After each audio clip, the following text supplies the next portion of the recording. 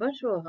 Aujourd'hui, je vais aborder un sujet qui est lié à un sujet que j'ai traité précédemment concernant mon prototype des coworking Living Smart industriel que je réalise et je travaille depuis 2 ans déjà.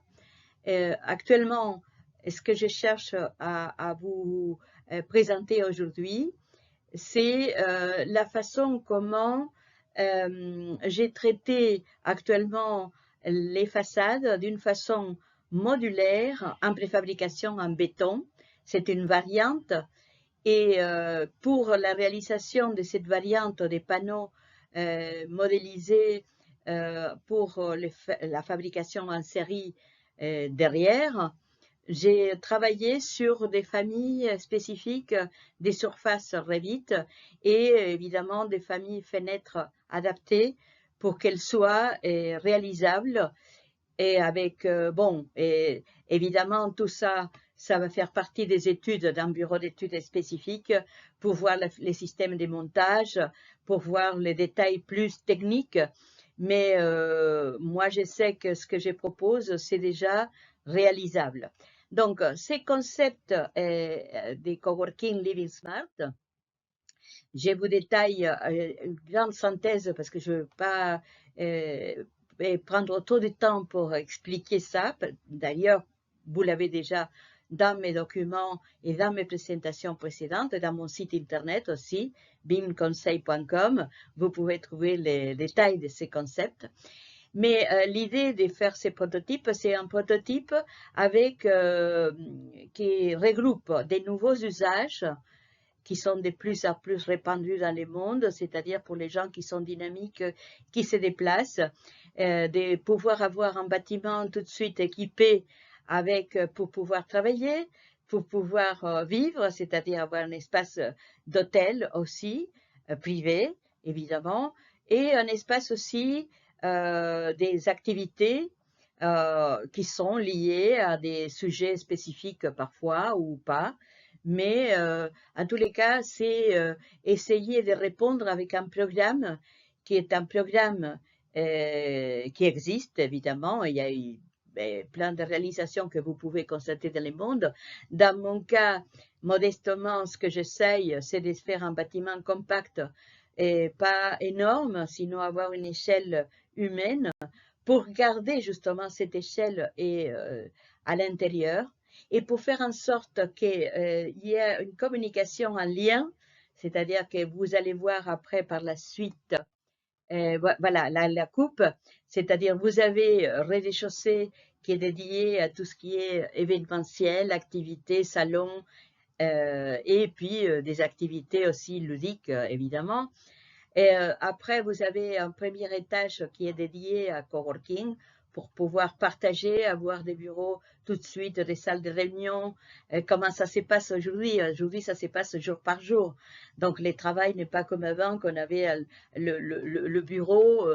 Moi, je me souviens quand je suis arrivée que je travaillais chez Dumez à l'époque, j'avais un grand, énorme bureau avec l'ordinateur et tout ça. J'étais toute seule dans cette surface. Évidemment, aujourd'hui, il y a une autre notion de l'usage et surtout parce que c'est une notion aussi économique de pouvoir travailler. Mais en plus d'économique, c'est l'aspect des pouvoirs partagés, des pouvoirs augmenter les liens, pas les réduire. C'est le contraire. Hein? Donc, vous avez un rez-de-chaussée qui est événementiel, premier étage coworking, et après, vous avez 2 étages qui sont privés déjà, qui sont c'est l'hôtel, avec un espace au milieu que j'appelle la rue. C'est la rue centrale, vous pouvez la voir aussi, cette rue à gauche sur les axos d'étages.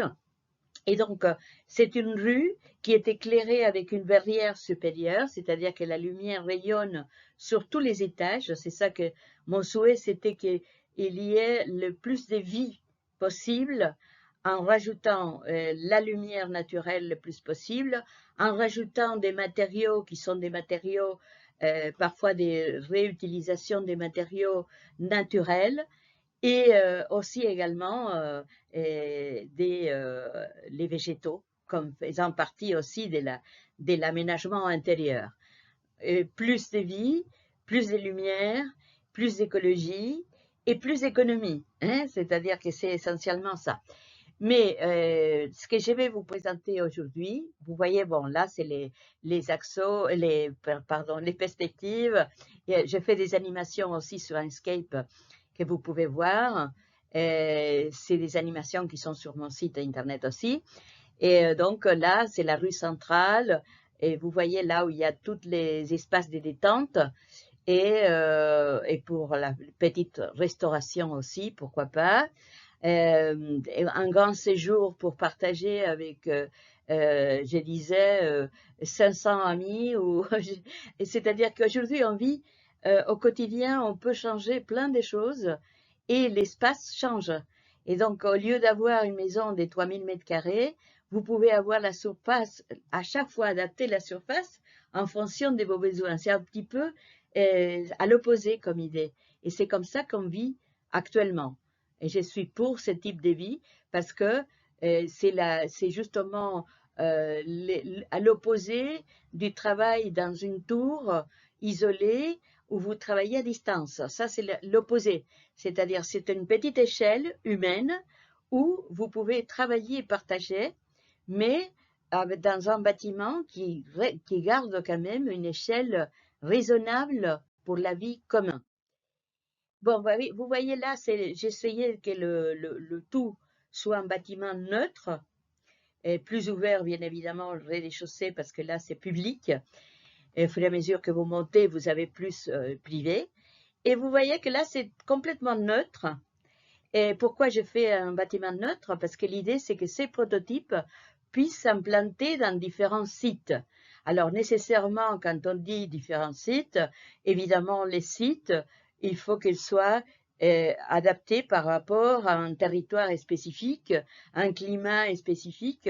Donc, on ne peut pas avoir partout les mêmes systèmes de construction et les mêmes finitions à niveau des matériaux non plus, hein, l'utilisation des matériaux. Parfois, ça va être le bois, parfois, ça va être le béton, parfois, ça va être, bon, voilà. Donc, là, vous avez une autre vue. Là, c'est la coupe axonométrique et perspective. Là, c'est une coupe en perspective. Vous voyez la rue avec les mi-niveaux. Là, c'est une autre vue en perspective.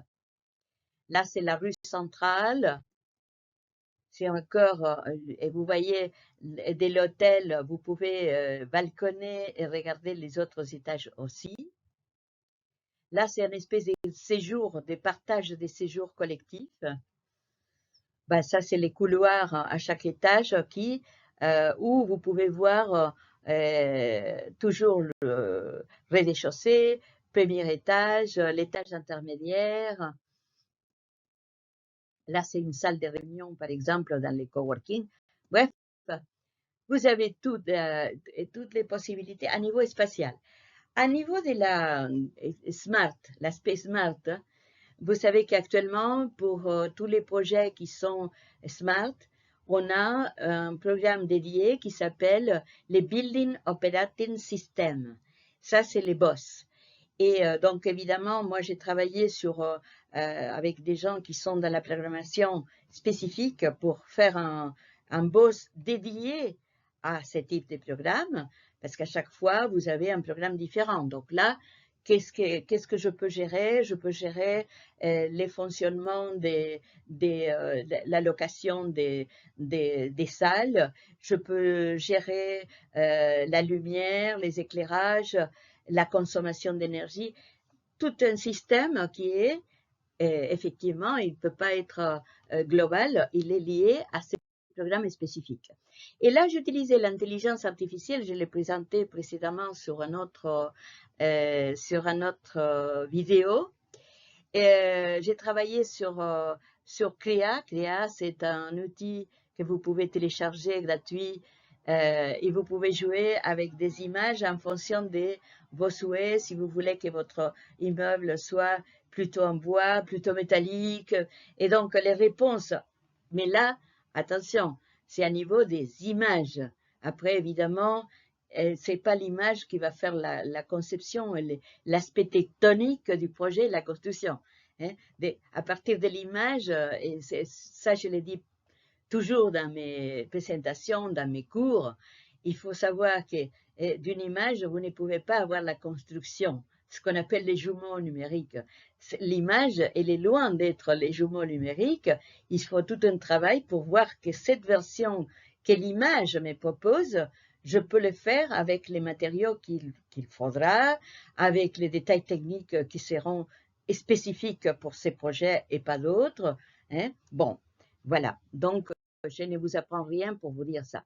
Aujourd'hui, ce que je souhaite, et je vais aller assez vite, c'est pour ça, c'est de voir comment j'ai organisé l'optimisation de ces concepts globaux pour qu'ils puissent être déclinés en une construction modulaire en préfabrication en béton. Et vous voyez là, c'est-à-dire c'est la réponse avec des modules qui sont des modules, pour l'instant, j'ai créé des modules avec des familles, vous allez les voir, mais qui ont besoin évidemment de tout un travail a posteriori pour des études techniques et spécifiques des montages, mais je sais déjà à l'avance, et par rapport à mon travail, que c'est réalisable, c'est-à-dire que je ne fais pas un jeu des modules. Bon, voilà. Les modules de base, parce que la trame de l'hôtel, il fait 3,20 m, donc j'ai pris la trame, j'ai pris la hauteur aussi entre les étages pour avoir un ratio et avoir toujours la même chose, c'est-à-dire qu'il soit répétitive les maximums possibles. Évidemment, il y a des endroits où je ne peux pas avoir les prototypes exactement modulaires comme celui-ci. Hein, je vais toujours avoir des cas atypiques, mais pour que soit griffé un peu et valable pour l'éclairage naturel, pour la ventilation et pour l'aspect porteur de chaque module. Voilà, là c'est le module total. Alors, comment j'ai procédé? Là, je vous explique la procédure que j'ai suivie. J'ai suivi au départ, j'ai créé un modèle générique métrique, mais qui travaille par face. Vous savez que vous avez plusieurs, vous avez métrique adaptatif, face, motif. Bon, là, j'ai choisi face. Pourquoi j'ai choisi face? C'est parce qu'on va travailler en faisant les sculptures à l'intérieur d'un mur. Donc, j'ai besoin de la surface du mur pour pouvoir venir m'accrocher et donner la forme que vous avez vue de mon module final.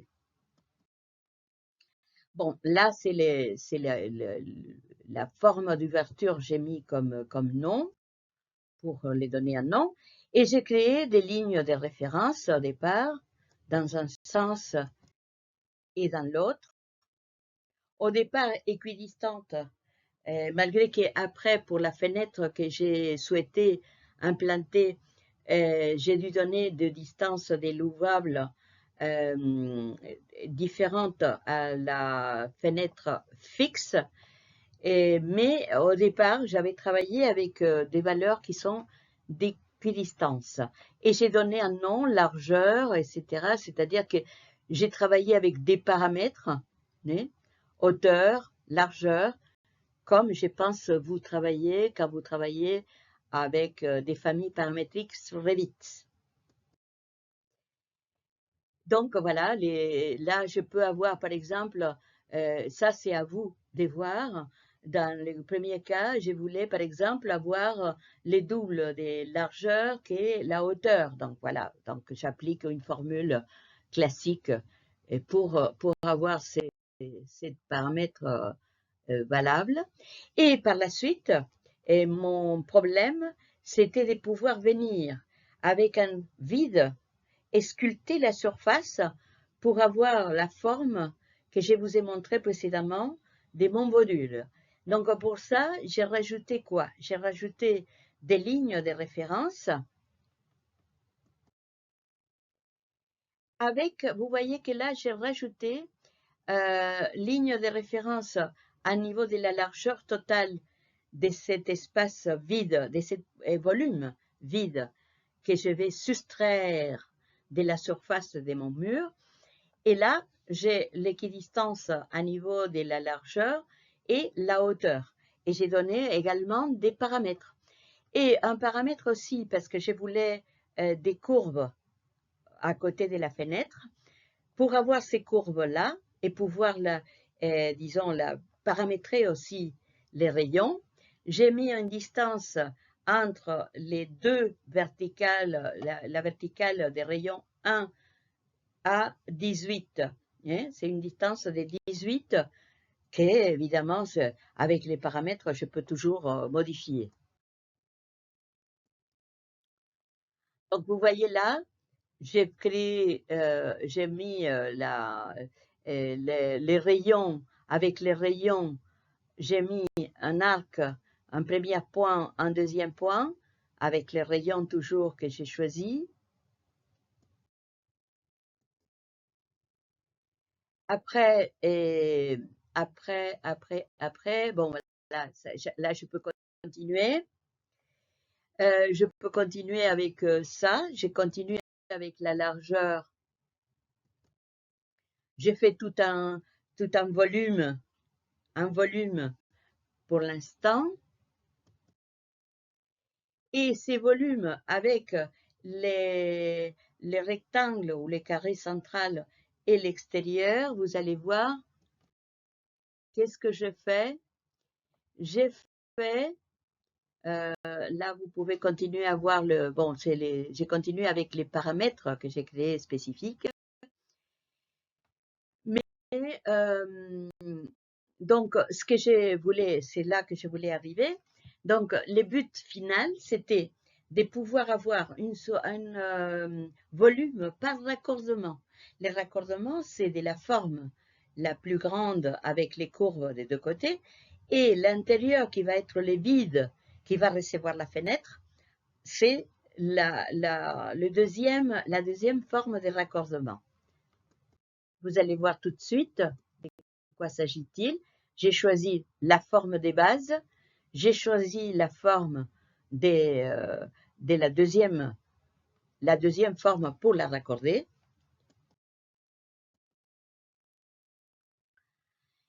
Et voilà, là je vois, vous voyez qu'elle monte vers le haut. Et en revanche, moi, je voudrais que tout ça soit enfoncé dans la surface. Donc pour ça, je vais créer un nouveau paramètre de type que j'appelle la profondeur. Vous voyez, j'ai créé deux surfaces de référence, une en dessous de mon mur. Pourquoi? Parce que je veux percer la totalité. Donc c'est pour ça que je l'ai fait plus bas. Et le deuxième qui est un peu plus bas de la surface du mur, pour que vous allez voir par la suite comment je vais procéder. Donc vous voyez là, je vais avoir cette forme qui s'enfonce. Et ça, c'est les volumes. En principe, c'était un solide. Vous voyez à droite, c'est un solide. Mais, comme vous le savez, je peux tout de suite les transformer en solide, dire que non, que c'est un vide pour pouvoir soustraire de la surface. Et donc là, j'ai créé un vide. Et j'ai créé ces vides. J'ai créé un volume aussi à l'intérieur. J'ai créé un volume à l'intérieur pour pouvoir soustraire la totalité à cette masse de vide que je viens par derrière. Vous voyez là, je peux voir le volume central et les volumes en orange qui est la forme sculptée dans la masse de mon mur. Voilà, là, ça commence à prendre forme. Là, je peux voir que si je continue à travailler, je ne fais pas toute la procédure parce qu'il y a des pas intermédiaires que j'ai dû éviter parce que sinon, on pouvait passer 2 heures pour la présentation et ce n'était pas le but. Mais moi, je voulais vous faire connaître la mécanique, les systèmes, et pour arriver à la création d'un module. Surtout ça, c'était mon but. Donc, vous voyez là, je travaille avec des distances qui sont déjà liées par rapport à la distance dont j'ai besoin pour mon projet, parce que même si la famille, c'est une famille paramétrique, quand vous avez déjà la destination, vous allez, tant qu'à faire, vous allez déjà avoir les dimensions réelles.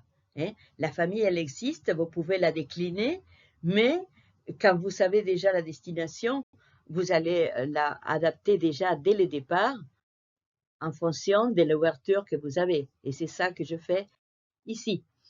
Donc, par la suite, j'ai créé, disons, je vais créer un exemple des projets pour essayer de voir, avant de la transférer sur le projet des coworking, je l'ai travaillé sur un mur direct.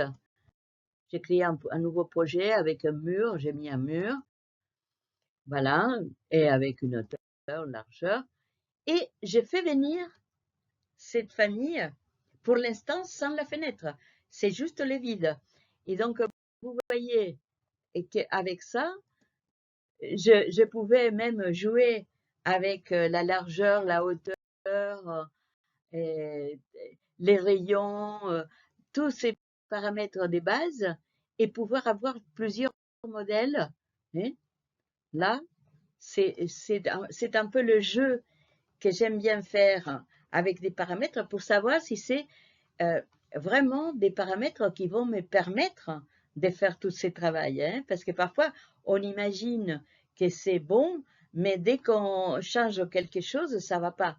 Et donc, pour qu'une famille soit validée, il faut que j'essaye de voir le maximum possible du respect des critères, des paramètres que j'ai adoptés. Par la suite, j'ai créé aussi, je ne veux pas vous expliquer comment on crée une famille spécifique parce que j'ai fait des cours spécifiques pour ça aussi, pour faire des familles personnalisées, bon voilà, des matériaux différents, mais ce n'est pas le but non plus. Donc là, je savais qu'est-ce que je voulais comme prototype de fenêtre. J'ai créé la famille spécifique que je voulais obtenir, avec les matériaux aluminium, avec tous les détails techniques, parce que je sais déjà quel était mon souhait, la sélection spécifique pour ces projets-là. Là, vous voyez, j'arrive à la réponse spécifique par rapport à ces modules de 3,20 m de la trame de mon coworking. Et vous voyez que là, je peux l'insérer. J'ai isolé le mur, c'est les modules là de mon mur, et je peux venir insérer la fenêtre, et comme ça, j'obtiens les résultats que vous voyez là. C'est-à-dire que là, j'ai travaillé, j'ai les résultats, c'est-à-dire que je sais que ces modules, c'est autoportant, que ces modules tiennent à niveau des dimensions, et que ces modules, en plus, il peut être répétitif dans toute la surface, la plupart de la surface des 3 niveaux de mon projet.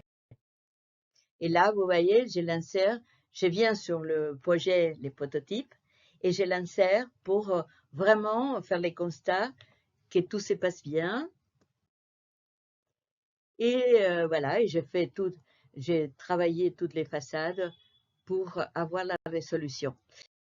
Vous voyez que là, bon, là, c'est les toitures et tout ça, c'était déjà fait précédemment. Et là, j'ai un mur rideau qui est toute la partie de rez-de-chaussée, une bonne partie des espaces d'activité communs et des séjours aussi au premier étage qui sont avec tout un vitrage, avec un mur rideau, tout simplement, voilà. Là, vous voyez, c'est un peu l'aspect général.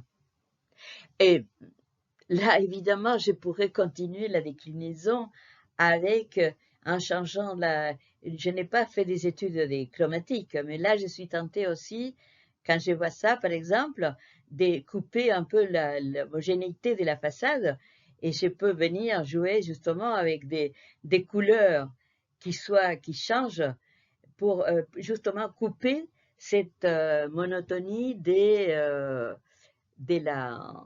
module répétitif. Voilà. Donc ça, c'est la réponse un peu finale. Et comme conclusion, c'est quoi? C'est quelle est la base pour pouvoir travailler avec ce système qui n'est pas, vous voyez, qui n'est pas si compliqué que ça, mais qu'on peut vraiment, avec ce type d'analyse, on peut aussi également travailler avec, on pourrait travailler avec un module en bois, on pourrait travailler avec, évidemment, les contraintes techniques à chaque fois qu'on choisit un module, mais elle est différente. Mais l'intérêt pour moi de vous présenter ça, c'est que quand on avance sur un projet, on avance aussi dans les modes pour pouvoir les construire. Ça ne sert à rien de jouer avec des formes si on n'arrive pas vraiment, et mon but, ça va être de que ça puisse être fabriqué en usine et même avec des prototypes qui peuvent être en bois ou dans d'autres matériaux. C'est pas rester sur un seul matériau. Et donc, tout ça, j'insiste, je ne peux pas faire la validation globale, parce que la validation globale, c'est des gens qui sont les experts et qui vont pouvoir travailler pour construire les modules. Pourquoi? Parce que quand moi j'étudie en fonction de l'aspect structurel de l'ensemble, hein? Mais celui qui est expert dans la préfabrication, il va venir pour m'avertir, par exemple, il y a déjà les poids. Les poids, c'est très important pour les transports des modules. Il y a la façon comment ça va être griffé, comment ça va être juxtaposé, les aspects techniques et détails qu'on ne peut pas prévoir quand on fait la globalité d'un module. Tout ça, il faut savoir que c'est une continuité et c'est pour ça que les BIM, quand on dit les BIM, c'est extraordinaire parce que ça m'oblige à travailler sur toute la chaîne jusqu'au résultat final et c'est là que je peux parler des jumeaux numériques. Voilà, c'est tout ce que je voulais dire aujourd'hui avec vous et puis j'espère que ça vous a plu. Et n'essayez pas de faire des remarques ou de dire ce que vous pensez par rapport à mon. C'est pas seulement de dire c'est génial, sinon aussi j'attends des critiques, j'attends des suggestions, j'attends plein de choses. Mais c'est pour ça que j'aime bien confronter mes idées avec les autres, mes confrères, mes consoeurs et tous ceux qui aiment l'art de construire. Voilà, merci beaucoup, à la prochaine.